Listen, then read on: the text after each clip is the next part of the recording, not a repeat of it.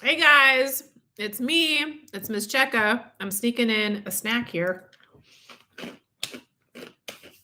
Um,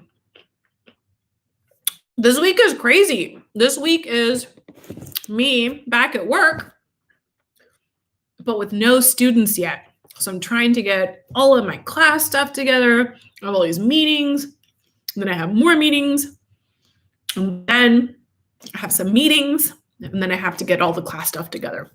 So it's sort of a wild week.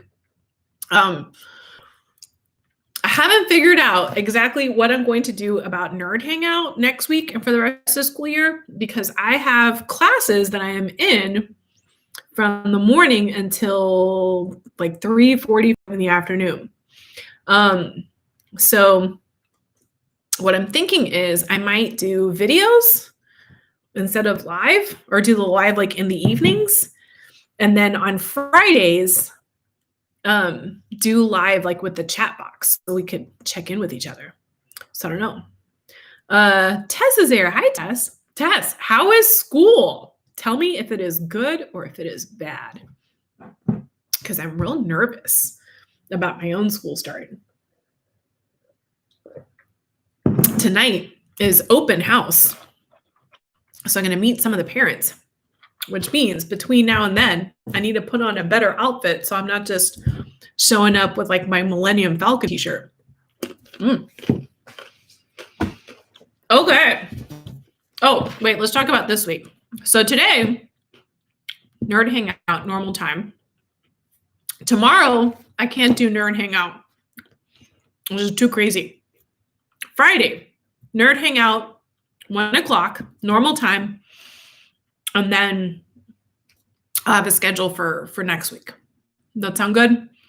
All right, but Tess, how is school? Is it good? Is it bad? Is it terrible? Is it wonderful? Okay. Esperanza Rising. And we were on page 125. Oh, I forgot. We read the super sweet part where they brought the roses, Papa's roses. Oh, that was a really sweet part. Okay, so this is right after that. The next morning, Hortensia put a piece of fabric over the window and sent Alfonso next door with Miguel, Juan, and the babies. Hortensia, Mama, and Josefina brought in the big wash tubs and filled them half full with cold water. Then they heated pots of water on the stove and warmed the baths. Esperanza was excited at the idea of getting into a tub. All they had done since they arrived was wash their faces and arms with cold water in the sink. She hadn't had a real bath since she left Aguascalientes. But it was Saturday, and tonight was the Jamaica, so the entire camp was getting cleaned up. Baths were taken, shirts ironed, and hair washed and crimped. Okay, hang on, let me see here. Tess says, I would not want to go to Zoom at all. On Wednesdays, I have no school. No school on Wednesdays! Woohoo! Okay, that's pretty awesome.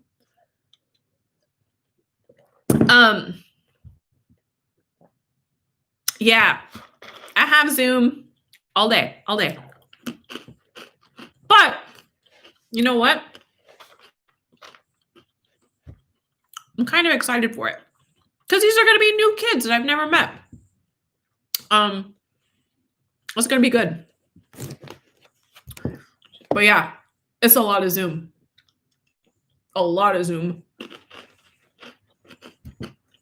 My students are going to have 4 hours of classes every day, and I'm going to have six hours of classes every day. Okay, going back to our book. Hortensia had given Esperanza her bath since she was a baby, and they had established a routine. Esperanza stood near the tub with her arms outstretched while Hortensia undressed her. Then she got in the tub and tried not to wiggle while Hortensia washed her. She'd tilt her head back, keeping her eyes closed, while Hortensia rinsed her hair. Finally, she stood up and nodded, which was Hortensia's signal to wrap the towel around her. Esperanza went to one of the wash tubs, put her hands out to her sides, and waited. Josefina looked at Hortensia and raised her eyebrows. Isabel said, Esperanza, what are you doing? Oh, this is funny. Okay, so she's used to Hortensia like giving her the bath, right? So she's doing the eyebrows of like, come help me, come give me the bath. Esperanza walked over, Mama walked over to Esperanza and said softly, I've been thinking you're old enough to bathe yourself. What do you think? Esperanza quickly dropped her arms and remembered Martha's taunting voice saying, no one will be waiting on you here. Yes, Mama, she said, and for the second time in 2 days, she felt her face burning as everyone stared at her. Tess, 8 hours? 8? Like this many? That's a lot. Do you get a break? Do you get a break in between? Whew. I would need a nap, like every day.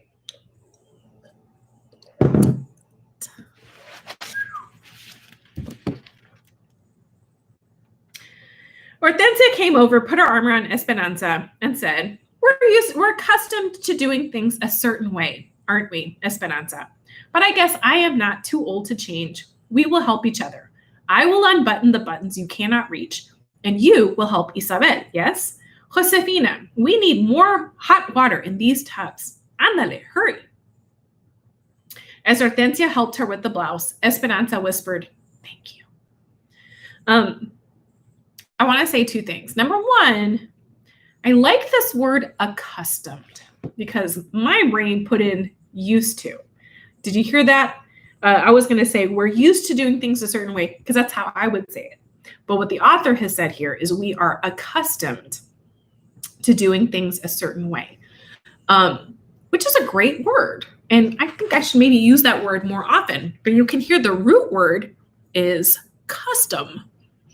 So custom has multiple different meanings, but one of them is a habit. So that's a nice word. The other thing is I want to talk real briefly about clothes.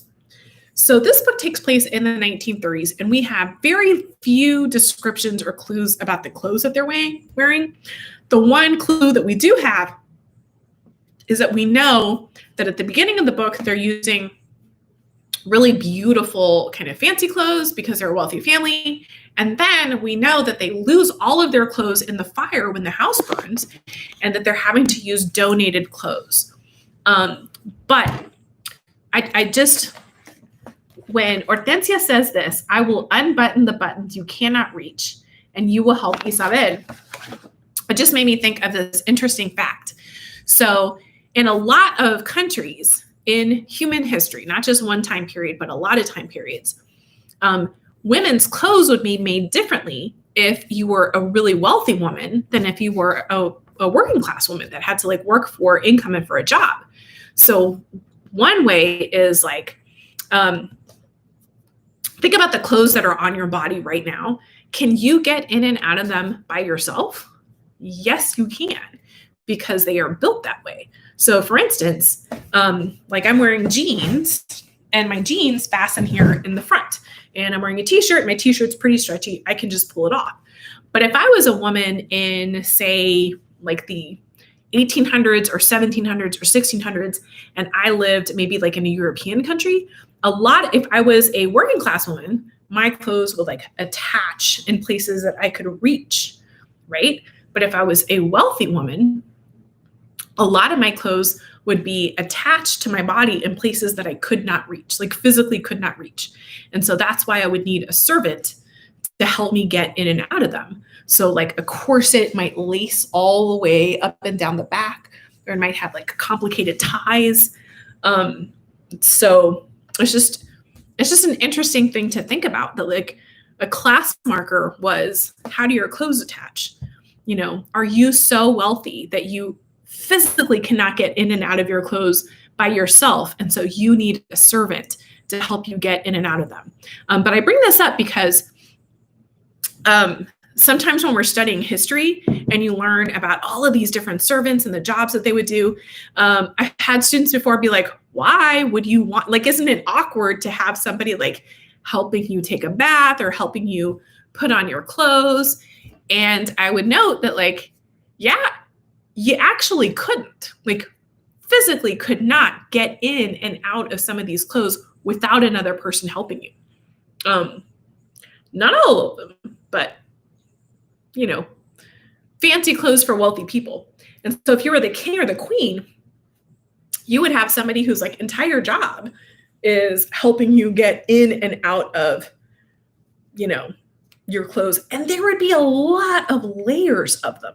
So again, I know I'm getting a little bit off topic because this book is the 1930s and this is not the case. We've seen how they wash their clothes. But in like old historical times, when you read the like, oh, people didn't take a bath, a whole lot or whatever, it sounds but actually what people would take off and wash is their underclothes. And that would get washed like many, many, many times often. It's the outer layers that wouldn't, but you would wear like a lot of layers. Anyway, I can feel myself getting distracted because this is a topic that's very interesting to me and it's not the point. So I'm going to go back to the book. And Tessa's saying you get a break at 10 to 11:45. All right. I mean, I'm glad that you get a break. I still think 8 hours is a lot. Okay. Isabel and Esperanza went first, bathing in the tubs, then bending their heads over to wash their hair. Mama and Josefina poured cups of water over them to rinse the soap.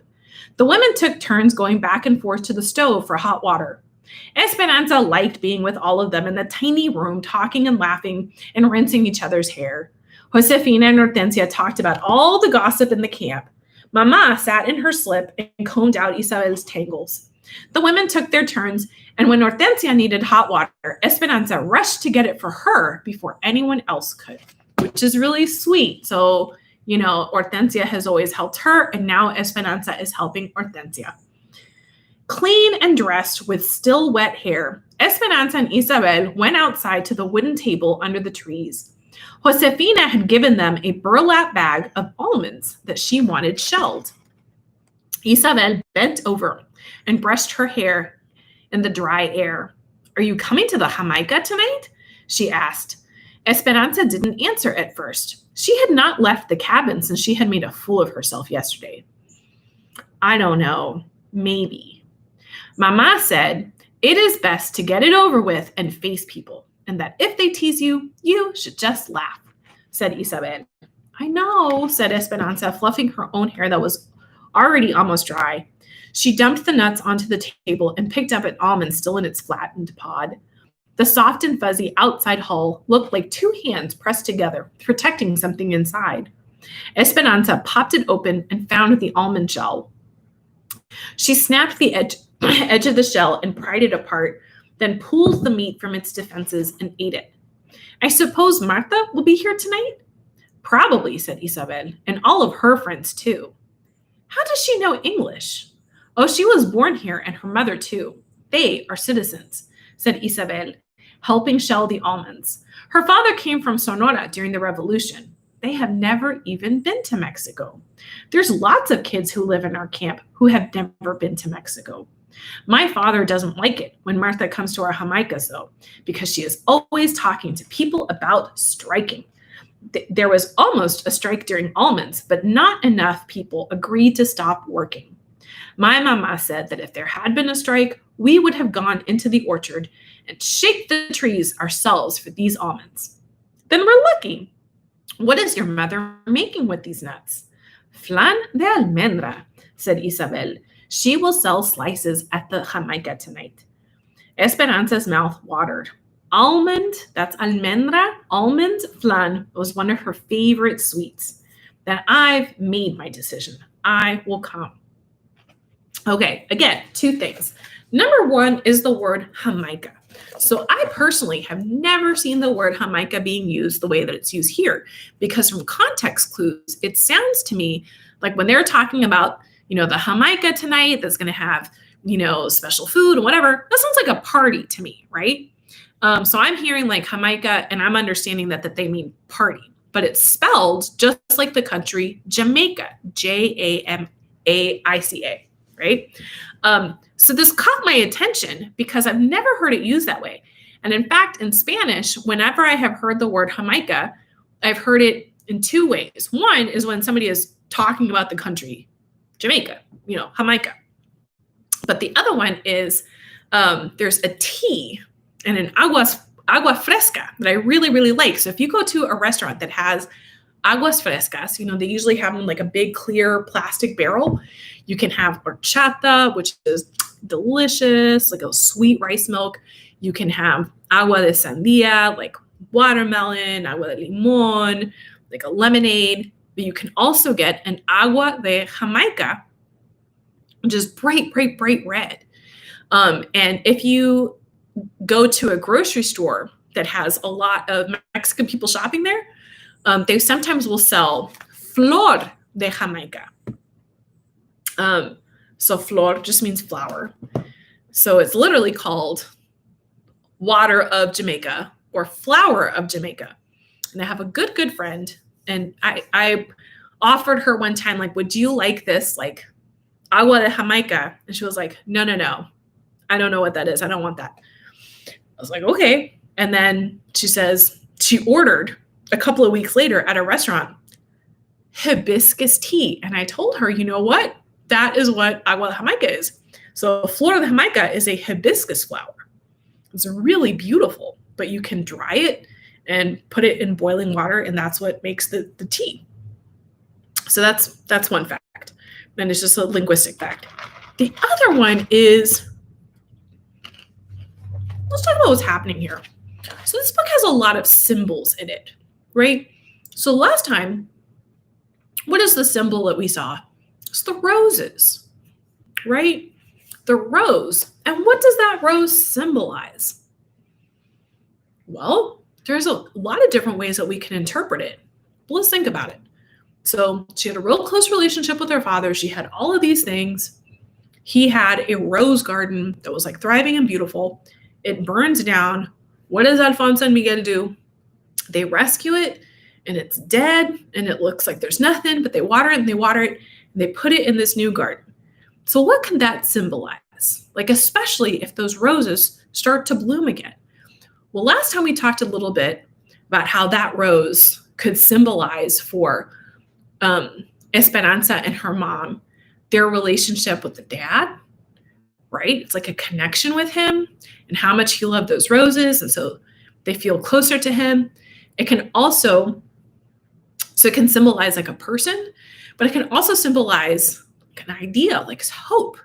So if you have lost everything and everything seemed dead, and then there's new growth and like a beautiful rose, that could symbolize hope, couldn't it? And that fits right along with Esperanza's name and the title of the book, which means hope, like hope rising. So keeping in mind that the writer here likes to put in these kinds of symbols in the writing, let's look carefully at this scene. Because what we have here is the two girls, and they're talking about, hey, are you going to go to the party? I don't know if I want to. Everybody's going to make fun of me, et cetera, et cetera. What are they doing while they're having this conversation? Because the writer makes a big point of telling us what they're doing with their hands as they're talking. And the thing that they're doing with their hands is that they're shelling almonds.